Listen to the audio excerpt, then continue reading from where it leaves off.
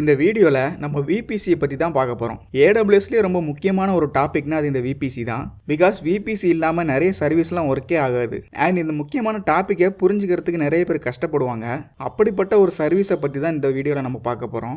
Okay, விபிசினா என்ன? விபிசிக்கு full form பார்த்தீங்கன்னா virtual private cloud. விபிசியை பற்றி சிம்பிளாக சொல்லணும்னா, நம்ம மொபைல் டு மொபைல் கம்யூனிகேஷனுக்கு இன்டர்நெட் இருக்குது. அது மூலமாக நம்ம கம்யூனிகேட் பண்ணுறோம். அதே மாதிரி ஏடபிள்யூஎஸோட சர்வீசஸ் எல்லாம் ஒன்று கூட ஒன்று கம்யூனிகேட் பண்ணுறதுக்கு நெட்வொர்க் அப்படின்ற ஒரு விஷயம் தேவைப்படும். அந்த நெட்வொர்க்கை கிரியேட் பண்ணி கொடுக்குறது தான் இந்த விபிசி. இன்னும் சிம்பிளாக சொல்லணும்னா, என்கிட்ட 2 EC2 சர்வர் இருக்குன்னு வைங்க. இந்த சர்வர்ஸ் ஒன்று கூட ஒன்று பேசிக்கிறதுக்கு ஏதாச்சும் ஒரு லிங்க் தேவை, கரெக்டா? அதை தான் நெட்வொர்க்குன்னு சொல்கிறாங்க. அந்த நெட்வொர்க்கை ஏற்படுத்தி கொடுக்குறது தான் இந்த விபிசி. நான் இப்போ அதை சிம்பிளாக சொல்லிட்டேன், பட் இதில் நிறைய விஷயம் இருக்குது. அது எல்லாத்தையும் இந்த வீடியோவில் பார்த்துடலாம். அண்ட் இந்த விபிசியை லேர்ன் பண்ணுறதுக்கு நிறைய பேர் கஷ்டப்படுவாங்க அப்படின்னு சொன்னேன். ஏன் விபிசியை லேர்ன் பண்ணுறதுக்கு கஷ்டப்படுறாங்க? பிகாஸ் நெட்வொர்க்கிங்கோட பேசிக் தெரியாமல் டேரெக்டாக இந்த விபிசியை லேர்ன் பண்ணிங்கன்னு வச்சுக்கோங்களேன். விபிசியில் நிறைய விஷயம் கிரியேட் பண்ணுற மாதிரி இருக்கும். எல்லாத்தையும் கிரியேட் பண்ணிடுவோம், ஒர்க் பண்ணிடுவோம். ஆனால் சத்தியமாக சொல்கிறேன், ஒன்றுமே புரியாது. எதுக்கு இதெல்லாம் கிரியேட் பண்ணுறோன்னே தெரியாமல் யூஸ் பண்ணிகிட்டு இருப்போம். நானும் ஸ்டார்டிங்கில் அப்படி தான் இருந்தேன். ஒன்ஸ் இந்த பேசிக்கான விஷயத்தெல்லாம் லேர்ன் பண்ணதுக்கப்புறம் இவ்வளோ சிம்பிளான அண்ட் அமேசிங்கான விஷயத்தை நம்ம புரியாமல் போயிட்டோமே அப்படின்னு தோணுச்சு. ஸோ நம்ம ஃபஸ்ட்டு விபிசி அண்டர்ஸ்டாண்ட் பண்ண தேவையான பேசிக்கான நெட்வொர்க்கிங்கை வழக்கம் போல் ஒரு சினாரியை வச்சு பார்த்துடலாம். நம்ம கண்டென்ட்டை பார்க்குறதுக்கு முன்னாடி இந்த வீடியோவோட ஸ்பான்சர் வந்து சிட்டி கிராஃப்ட். உங்கள் ட்ரீம் ஹவுஸுக்கு modular kitchen, wardrobe, TV stand இதெல்லாம் லேட்டஸ்ட் ட்ரெண்டுக்கு ஏற்ற மாதிரி தமிழ்நாடு ஃபுல்லாக செஞ்சு கொடுத்துட்டு இருக்காங்க. கடையோட டீட்டெயில்ஸை நான் டிஸ்கிரிப்ஷனில் கொடுக்குறேன், தேவைப்படுறவங்க பார்த்துக்கோங்க. ஸோ நம்ம ஃபஸ்ட்டு விபிசி அண்டர்ஸ்டாண்ட் பண்ண தேவையான பேசிக்கான நெட்வொர்க்கிங்கை வழக்கம் போல் ஒரு சினாரியை வச்சு பார்த்துடலாம். இப்போ நான் ஒரு கம்பெனி வச்சுருக்கேன். இந்த கம்பெனியில் 4 பேர் புதுசாக ஜாயின் பண்ணுறேன். இந்த 4 பேருக்கும் ஒரு எம்ப்ளாய் ஐடி கொடுக்குறேன். ABCD அப்படின்னு 4 பேர்னு நினச்சிப்போம். அவங்க 4 பேரும் ஆஃபீஸுக்கு வந்தோடனே ஒருத்தர் இன்ட்ரடியூஸ் பண்ணிக்கிறாங்க. பேசி இன்ட்ரடியூஸ் ஆகி எல்லாம் ஒன்றா சேர்றாங்க. இவங்க பேசி இன்ட்ரடியூஸ் ஆகி ஒரு நெட்வொர்க் ஃபார்ம் பண்ணுறாங்கன்னு சொல்லலாம். அதாவது ஏக்கு வந்து B யாருன்னு தெரியும், Cக்கு D யாருன்னு தெரியும். ஸோ இதை ஒரு நெட்வொர்க் அப்படின்னு சொல்லலாம். பட் முக்கியமான விஷயம் என்னென்னா, இவங்க 4 பேருக்கு இவங்கள தவிர வேறு யாருமே தெரியாது. சூதுவாக தெரியாமல் வளர்ந்துட்டாங்க அப்படின்னு நினச்சிக்கலாம். அதாவது EF அப்படின்னு யாராச்சும் தெரியுமா அப்படின்னு கேட்டிங்கன்னா அவங்க தெரியாதுன்னு தான் சொல்லுவாங்க. ஸோ இவங்களுக்கு வெளி உலகமே தெரியாது.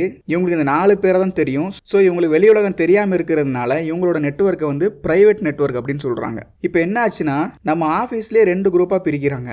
அதாவது டெவலப்பர்ஸ் ஒரு குரூப்பு, டெஸ்டிங் ஒரு குரூப் அப்படின்னு 2ஆக பிரிக்கிறாங்க. டெவலப்பரில் 2 பேரும், டெஸ்டரில் 2 பேரும் போடலாம் அப்படின்னு சொல்லிட்டு பிளான் பண்ணியிருக்காங்க. ஸோ ஒரு நெட்வொர்க்குள்ளேயே இன்னொரு நெட்வொர்க்கு கிரியேட் பண்ணுறாங்க. எப்படி ஒரு ஃபோல்டருக்குள்ளே இன்னொரு ஃபோல்டர் கிரியேட் பண்ணால் அது சப் ஃபோல்டர் அப்படின்னு சொல்கிறோமோ, நெட்வொர்க்குள்ளேயே இன்னொரு நெட்டை கிரியேட் பண்ணால் அதை சப்நெட் அப்படின்னு சொல்கிறாங்க. நமக்கு டெஸ்டர் அண்ட் டெவலப்பர் அப்படின்னு 2 நெட்வொர்க் கிரியேட் பண்ணணும்ல. ஸோ 2 சப்நெட் கிரியேட் பண்ணுறாங்க. ஒரு நெட்வொர்க்குள்ளேயே 2 சப்நெட் கிரியேட் பண்ணுறாங்க. டெவலப்பருக்கு ஒரு சப்நெட்டு, டெஸ்டருக்கு ஒரு சப்நெட்டு, ஏயும் பியும் ஒரு சப்நெட்டில் இருக்குது, சியும் டியும் ஒரு சப்நெட்டில் இருக்குது. ஐயோ, அப்போ ஏயும் சியும் வேறு வேறு சப்நெட்டில் இருக்கிறதுனால பேசிக்க முடியாதா அப்படின்னு நீங்கள் யோசிக்கலாம். இவங்க 2 பேரும் சப்நெட் தான் வேறையே தவிர ஒரே நெட்வொர்க் தான், கரெக்டாக? ஸோ பிரச்சனை இல்லை, ஒரே நெட்வொர்க்கில் இருக்கிற எல்லாருமே பேசிக்கலாம். 2 பேரும் டிஃப்ரெண்ட் சப்நெட்டில் இருந்தாலும் ஒருத்தர் ஃப்ரீயாக பேசிக்கலாம். இவங்க 4 பேருக்கு வெளி உலகமே தெரியாதுன்னு நமக்கு ஆல்ரெடி தெரியும். ஸோ இந்த சப்நெட்டுமே ஒரு ப்ரைவேட் சப்நெட் அப்படின்னு சொல்கிறாங்க. ஏன்னா சம்மந்தமே இல்லாமல் கதை சொல்லிக்கிட்டு இருக்கு, அதுவும் கதையும் நல்லாவும் இல்லை அப்படின்னு சில பேர் நினைப்பீங்க. கதை முடிஞ்சதும் உங்களுக்கு ஃபுல்லாக புரியும். ஸோ கடைசி வரைக்கும் பாருங்கள். ஓகே, நம்ம கதைக்கு வருவோம். இப்போ நம்ம கம்பெனி மாதிரியே இன்னொரு கம்பெனி இருக்குது. அதுலேயும் நம்மள மாதிரி 4 பேர் ஒர்க் பண்ணுறாங்க. அண்ட் நம்ம மக்களுக்கு எப்படி வெளி உலகம் தெரியாதோ அதே மாதிரி அங்கே உள்ளவங்களுக்கும் வெளி உலகமே தெரியாது. அதாவது அவங்களும் ஒரு ப்ரைவேட்டான நெட்வொர்க் தான். இப்போ என்ன ஆச்சுன்னா, நம்ம டெவலப்பர் இருக்கார்ல, அவருக்கு அடுத்த கம்பெனியில் இருக்கிற ஒருத்தருக்கு மெசேஜ் அனுப்பணும். பட் ஏக்கு தான் சூதுவாதே தெரியாத. ஸோ அவனுக்கு எப்படி மெசேஜ் அனுப்ப, யார்கிட்ட கேட்க அப்படின்னு ஒன்றுமே தெரில. அண்ட் எல்லா சப்நெட்லேயுமே ரவுட் டேபிள் அப்படின்னு ஒரு விஷயம் இருக்கும். யாருக்காச்சும் வழி தெரிலன்னு வச்சுக்கோங்களேன், இந்த டேபிளில் தான் பார்ப்பாங்க. இந்த டேபிளில் தான் வழி தெரியாமல் இருக்கிறவங்களுக்கு ரூட் எழுதி வச்சுருப்பாங்க. ஸோ இவங்களுக்கு வழி தெரிலனா இந்த டேபிளை போய் பார்ப்பாங்க. நமக்கு தேவையான ரூட் இருக்கா அப்படின்னு அதில் பார்ப்பாங்க. இருந்துச்சுன்னா அந்த ரூட்டை யூஸ் பண்ணிக்கிடுவாங்க. அதனால தான் இதை வந்து ரவுட் டேபிள் அப்படின்னு சொல்கிறாங்க. இப்போ இந்த ஏக்கு வந்து வேறு கம்பெனியில் ஒருத்தனுக்கு மெசேஜ் என்ன பண்ணணும்ல, பட் இவனுக்கு இந்த 4 பேர் தான் தெரியும். 4 பேரை தவிர அவர் யாரையும் தெரியாது. ஸோ என்ன பண்ணுறான்னா, ரவுட் டேபிளை போய் பார்க்குறான், ஏதாச்சும் ரவுட் இருக்குதா அப்படின்னு சொல்லிட்டு. பட் அந்த ரவுட் டேபிள்லையும் எக்ஸ்ட்ரா இன்ஃபர்மேஷன் எதுவுமே இல்லை. ஸோ அவன் என்ன பண்ணுறான்னா, மெசேஜ் அனுப்பாமலே விட்டுறான். பட் இது ஒரு முக்கியமான மெசேஜ் அனுப்பி ஆகணும். ஸோ நான் என்ன பண்ணுறேன்னா, உலகம் சுற்றும் வாலிபன் அப்படின்னு ஒருத்தனை வந்து நம்ம கம்பெனிக்கு அப்பாயிண்ட் பண்ணுறேன். இவனுக்கு ஊரில் இருக்கிற எல்லா கம்பெனியும் தெரியும். நல்ல இன்ஃப்ளூயன்ஸான ஆள். நம்ம கம்பெனிக்கு புதுசாக அப்பாயிண்ட் பண்ணியாச்சு. ஸோ நம்ம கம்பெனிக்கு வெளியில் இருக்கிற யாருக்காச்சும் மெசேஜ் அனுப்பணும்னா இவன்கிட்ட கொடுத்தா போதும், இவனே அனுப்பிடுவான். இப்போ நம்ம டெவலப்பர் ஏக்கு வந்து வெளியே அனுப்பணும்ல. ஸோ இந்த விஷயத்தை நான் டெவலப்பர்கிட்ட சொல்லணும். அதை எப்படி சொல்லலாம்னா, இவனுங்க வழி தெரியலன்னா என்ன பண்ணுவாங்க, ரவுட் டேபிளில் போய் பார்ப்பாங்க கரெக்டாக. ஸோ நான் என்ன பண்ணுறேன்னா இந்த டெவலப்பர் சப்நெட்டில் இருக்கிற ரவுட் டேபிளில் 2 இன்ஃபர்மேஷனை ஆட் பண்ணுறேன், அதாவது 2 ரூட் ஆட் பண்ணுறேன். என்னன்னா நம்ம நெட்வொர்க்கில் இருக்கிற யாருக்காச்சும் நீ மெசேஜ் பண்ணணும்னா நீயே டைரெக்டாக பண்ணிக்கோ. பட் உனக்கு தெரியாத யார்கிட்டயாச்சும் பேசணும்னா இந்த உலகம் சுற்றும் வாலிபல்னு ஒருத்தன் இருப்பான், அவன்கிட்ட போய் கொடுத்துரு, அவனுக்கு உலகத்தில் இருக்கிற எல்லாரையுமே தெரியும், அவன்கிட்ட போய் நீ கொடுத்துரு அப்படின்றத மட்டும் நான் எழுதி வச்சிருவேன். ஸோ இப்போ ரவுட் டேபிள் என்ன இருக்குது, உனக்கு தெரியாத யாருக்காச்சும் மெசேஜ் பண்ணணும்னா இந்த உலகம் சுற்றும் வாலிபன்ட்ட கொடுத்துரு அப்படின்னு நான் சொல்லிட்டேன். இதுதான் அந்த ரவுட் டேபிளில் இருக்குது. இப்போ இந்த டெவலப்பர் ஏ வந்து பக்கத்து கம்பெனிக்கு மெசேஜ் அனுப்ப ட்ரை பண்ணுறான்னா ஃபர்ஸ்ட்டு அவன் நெட்வொர்க்கில் இருக்கிறவங்களுக்கு அப்படின்னு பார்ப்பான். அவங்க நெட்வொர்க்கில் இல்லை, இது வெளி கம்பெனின்னு தெரிஞ்சிச்சுன்னா நம்ம ரவுட் டேபிளில் போய் பார்ப்பான். ரவுட் டேபிளில் நான் என்ன எழுதி வச்சிருக்கேன், அரே பையா உனக்கு அட்ரஸ் தெரிலன்னா இங்கே உலகம் சுற்றும் வாலிபன் ஒருத்தன் இருக்கான், அவன்கிட்ட கொண்டு போய் கொடுத்துரு அப்படின்னு எழுதி வச்சிருக்கேன். உடனே இவன் என்ன பண்ணுவான்னா அந்த மெசேஜை கொண்டு இவன்கிட்ட கொண்டு போய் கொடுத்துருவான். அண்ட் உலகம் சுற்றும் வாலிபனும் என்ன பண்ணுவான், கரெக்டாக அந்த மெசேஜை கொண்டு போய் பக்கத்து கம்பெனியில் இருக்கிறவனுக்கு கொண்டு போய் சேர்த்துருவான். சரி அதெல்லாம் இருக்கட்டும், உலகம் சுற்றும் வாலிபனுக்கு மட்டும் எப்படி எல்லா இடமும் தெரியுது? உலகம் சுற்றும் வாலிபன்ட்ட எக்ஸ்ட்ரா ஒரு பவர் இருக்குது. அது என்னன்னா அவன்கிட்ட இன்டர்நெட் இருக்குது. அதனால தான் இவனை இன்டர்நெட் கேட்வே அப்படின்னு சொல்கிறாங்க, அதாவது இன்டர்நெட்டுக்கு போகிற வழி அப்படின்னு சொல்லலாம். ஸோ இனிமேல் உலகம் சுற்றும் வாலிபன்னு சொல்ல மாட்டேன், இன்டர்நெட் கேட்வேன்னு தான் சொல்லுவேன், ஃபாலோ பண்ணிக்கோங்க.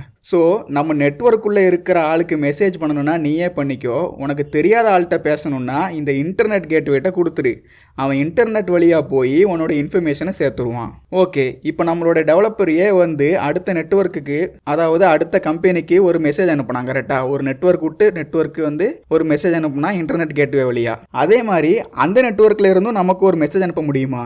எஸ் பண்ண முடியும். பட் இந்த ஏ அப்படிங்கிற நேம் வச்சு பண்ண முடியாது. இந்த ஏக்கு மெசேஜ் அனுப்பிடுங்கப்பா அப்படின்னு சொன்னால் அனுப்ப முடியாது. இந்த ஏபிசிடி அப்படிங்கிறது என்னோட கம்பெனிக்குள்ளே இருக்கிறவங்களுக்கு மட்டும் தான் இது தெரியும். ஸோ இதெல்லாம் ப்ரைவேட்டான நேம்ஸ். கண்டம் விட்டு கண்டம் பேசணும், அதாவது நெட்வொர்க் விட்டு நெட்வொர்க் பேசணும்னா இவங்களுக்கு பப்ளிக் நேம் அப்படின்னு ஒரு விஷயம் தேவை. எக்ஸாம்பிளுக்கு டெவலப்பர் ஏவோடைய பப்ளிக் நேம் வந்து ஏஏ அப்படின்னு கூட இருக்கலாம். ஸோ இந்த ஏஏ அப்படிங்கிற பேர் மூலமாக தான் மெசேஜ் வரும். ஸோ இவ்வளோ நாள் பசங்க ப்ரைவேட்டாக இருந்தாங்க, இப்போ கண்டம் விட்டு கண்டம் பேசுறதுனால இவங்கள இனி ப்ரைவேட் சப்நெட் அப்படின்னு சொல்ல முடியாது, இவங்க வந்து பப்ளிக் சப்நெட். இதுக்கு முன்னாடி இன்டர்நெட் கேட்வேயும் கிடையாது. அப்படியே இன்டர்நெட் கேட்வே இருந்தாலும் அந்த இன்டர்நெட் கேட்வே வந்து யூஸ் பண்ணுறதுக்கு ரவுட் டேபிளில் இன்ஸ்ட்ரக்ஷனும் கிடையாது கரெக்டாக. ஸோ வெளி உலகமே தெரியாமல் இருந்துச்சு. ஸோ அவங்க ப்ரைவேட் சப்நெட்டாக இருந்தாங்க.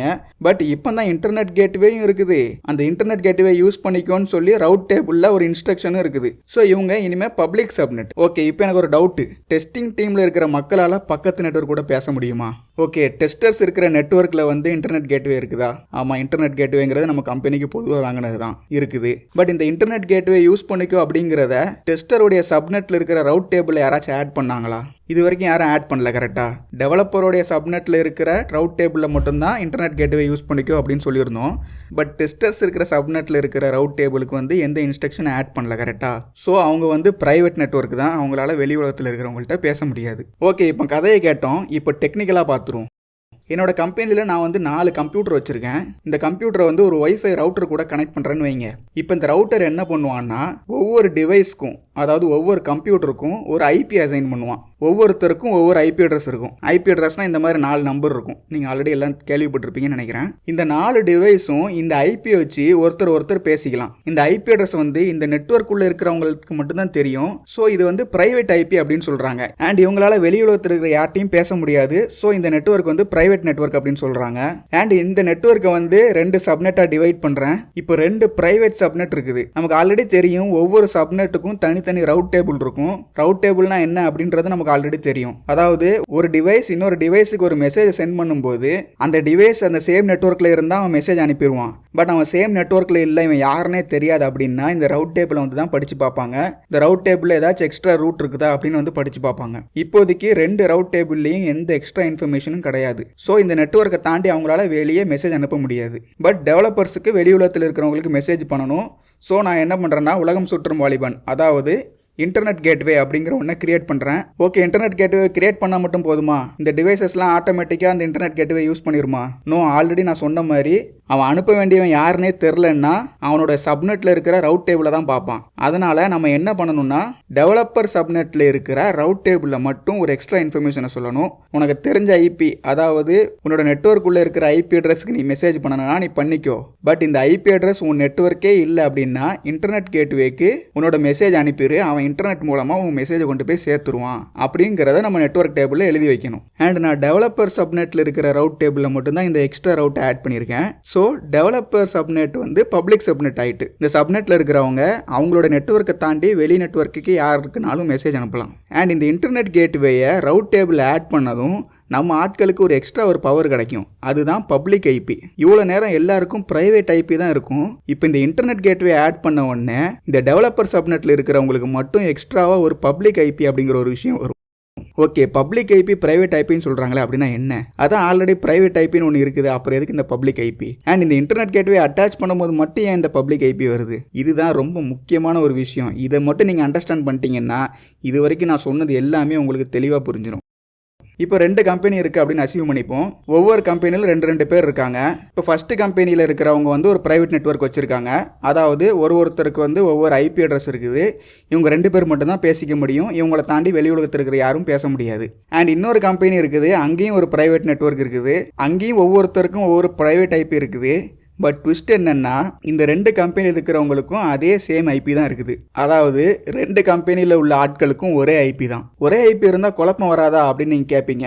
வராது. பிகாஸ் இந்த நெட்வொர்க்கில் உள்ளவன் அவங்களுடைய ஆட்கள் கூட தான் பேச போகிறான். கரெக்டாக நெட்வொர்க் தாண்டி பேச முடியாது. ஸோ இந்த நெட்வொர்க்கில் உள்ளவன் மெசேஜ் அனுப்புனான்னா அந்த நெட்வொர்க்கில் உள்ள ஐபிக்கு தான் மெசேஜ் போகும். இன்னொரு நெட்வொர்க்கில் இருக்கிறவனுக்கு ஐபி போகாது. ஸோ வந்து 2 பேருக்கு இடையில கான்ஃப்ளிக்ட் எதுவும் நடக்காது. அண்ட் இப்படி ஒரு ஐபி வெளியே இருக்குன்னு இவனுக்கு தெரியாது. பிகாஸ் அப்சல்யூட்லி இது வந்து பிரைவேட் நெட்வொர்க். ஓகே, இது வரைக்கும் ப்ராப்ளம் இல்லை.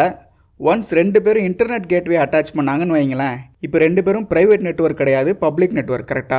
அதாவது இவங்க உலகத்தில் இருக்கிற யாருக்குனாலும் இந்த இன்டர்நெட் கேட்வே மூலமாக மெசேஜ் பண்ணலாம். இப்போ இந்த பப்ளிக் ஐபி அப்படிங்கிற கான்செப்டே இல்லைன்னு வைங்க. மூணாவதாக ஒருத்தன் இந்த கம்பெனி டெவலப்பருக்கு மெசேஜ் அனுப்புனா இப்போ 2 பேருக்கும் ஒரே மாதிரி ஐபி இருக்கிறதுனால இந்த கம்பெனிக்கு போகணுமா இல்லை இந்த கம்பெனிக்கு போகணுமான்னு அவனுக்கு எப்படி தெரியும்? இதனால என்ன பண்ணாங்கன்னா பப்ளிக் ஐபி அப்படிங்கிற ஒன்று உருவாக்குனாங்க. இந்த பப்ளிக் ஐபி வந்து குளோபலாக யூனிக்காக இருக்கும். அதாவது ஒருத்தர்கிட்ட இந்த ஐபி இருந்தால் உலகத்திலே வேறு எந்த டிவைஸுக்குமே இந்த ஐபி இருக்காது. ஸோ இன்டர்னலாக கம்யூனிகேட் பண்ணுறதுக்கு இந்த ப்ரைவேட் ஐபிக்குள்ளே கம்யூனிகேட் பண்ணிக்கிடுவாங்க. பட் நெட்வொர்க் விட்டு நெட்வொர்க் கம்யூனிகேட் பண்ணணும்னா பப்ளிக் ஐபி யூஸ் பண்ணிக்கிடுவாங்க. பிகாஸ் பப்ளிக் ஐபி தான் குளோபலாக யூனிக். இப்போ ஒரு டவுட் வரும், இதுக்கு ப்ரைவேட் ஐபியே தேவையில்லையே, எல்லாருக்கும் ஸ்டார்டிங்லேயே ஒரு பப்ளிக் ஐபி கொடுத்துட்டா இன்டர்னல் கம்யூனிகேஷனுக்கும் யூஸ் பண்ணிக்கலாம், கண்டம் விட்டு கண்டமும் பேசிக்கலாம், மேட்ரு சால்வ் ஆயிடுச்சுல்ல.